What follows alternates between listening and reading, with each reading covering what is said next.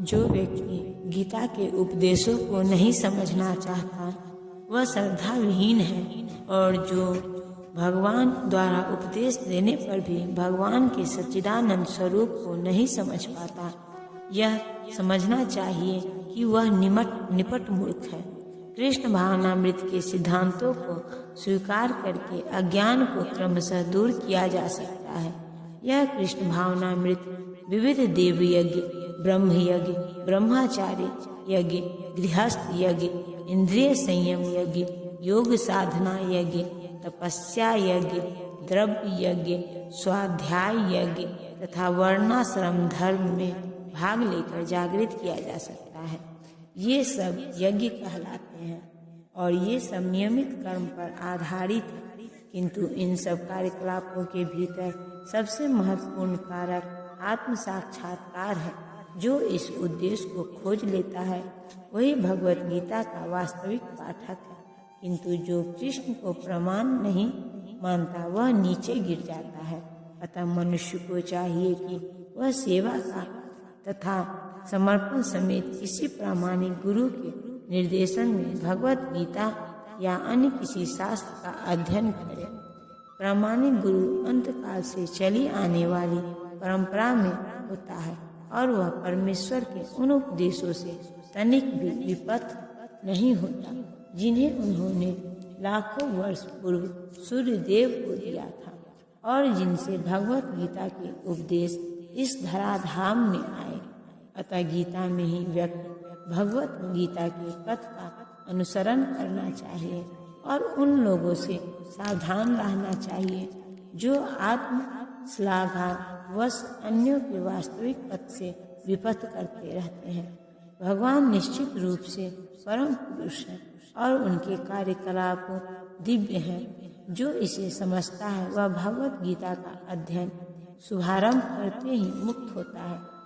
इस प्रकार श्रीमद् भागवत गीता के चतुर्थ अध्याय दिव्य ज्ञान का भक्ति वेदांत तात्पर्य पूर्ण हुआ। अध्याय 5 कर्म योग या कृष्ण भावना भावित कर्म को आज समझते हैं।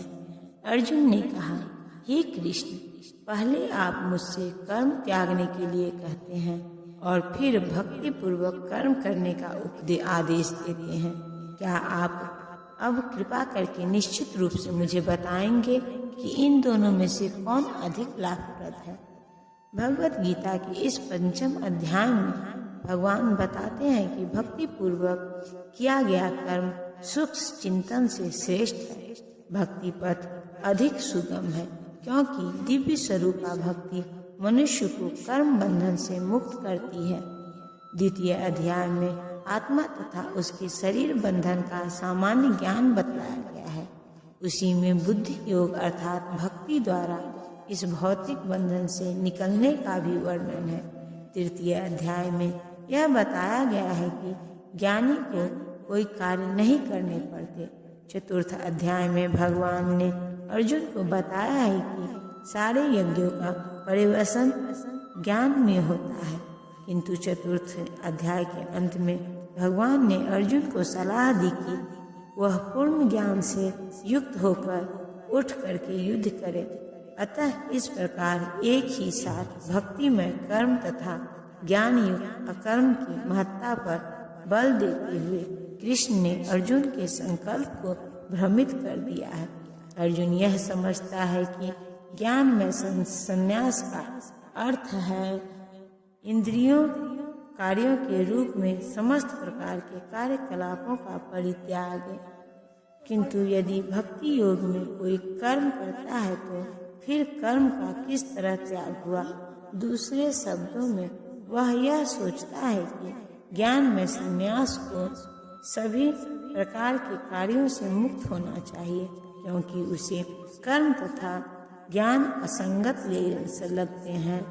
ऐसा लगता है कि वह यह नहीं समझ पाया कि ज्ञान के साथ किया गया कर्म बंधनकारी न होने के कारण अकर्म के ही तुल्य है। अतएव वह पूछता है कि वह सब प्रकार से कर्म त्याग दे या पूर्ण ज्ञान से युक्त होकर कर्म करे।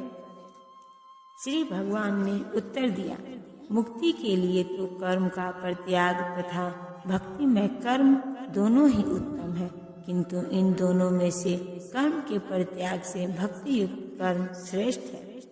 सकाम कर्म ही भवबंधन का कारण है। जब तक मनुष्य शारीरिक सुख का स्तर बढ़ाने के उद्देश्य से कर्म करता रहता है, तब तक वह विभिन्न प्रकार के शरीरों में देहांतरण करते हुए भवबंधन को बनाए रखता है। इसकी पुष्टि भागवत में इस प्रकार से हुई है। लोग इंद्रिय तृप्ति के पीछे मत हैं। वे यह नहीं जानते कि उनका क्लेशों से युक्त यह शरीर उनके विगत सकाम कर्मों का फल है। यद्यपि यह शरीर नाशवान है, किंतु यह नाना प्रकार के कष्ट देता रहता है। अतः इंद्रिय तृप्ति के लिए कर्म करना श्रेयस्कर नहीं है। जब तक मनुष्य अपने असली स्वरूप के विषय में जिज्ञासा नहीं कर सकता, उसका जीवन व्यर्थ रहता है, और जब तक वह अपने स्वरूप को नहीं जान लेता, तब तक उसे इंद्रिय तृप्ति के लिए सकाम कर्म करना पड़ता है। और जब तक वह इंद्रिय तृप्ति की इस चेतना में फंसा रहता है, तब तक उसका देहांतरण होता रहता है। भले ही उसका मन सकाम कर्मों में व्यस्त रहे और अज्ञान द्वारा प्रभावित हो, किंतु उसे वासुदेव की भक्ति के प्रति प्रेम उत्पन्न करना चाहिए। केवल तभी वह भवबंधन से छूटने का अवसर प्राप्त कर सकता है। अतः यह ज्ञान ही है कि वह आत्मा है, शरीर नहीं। मुक्ति के लिए पर्याप्त नहीं, जीवात्मा के स्तर पर मनुष्य को कर्म करना होगा, अन्यथा भवबंधन से उबरने का कोई अन्य उपाय नहीं। किंतु कृष्ण भावना भावित होकर कर्म करना सकाम कर्म नहीं, पूर्ण ज्ञान से युक्त होकर किए गए कर्म वास्तविक ज्ञान को बढ़ाने वाले हैं।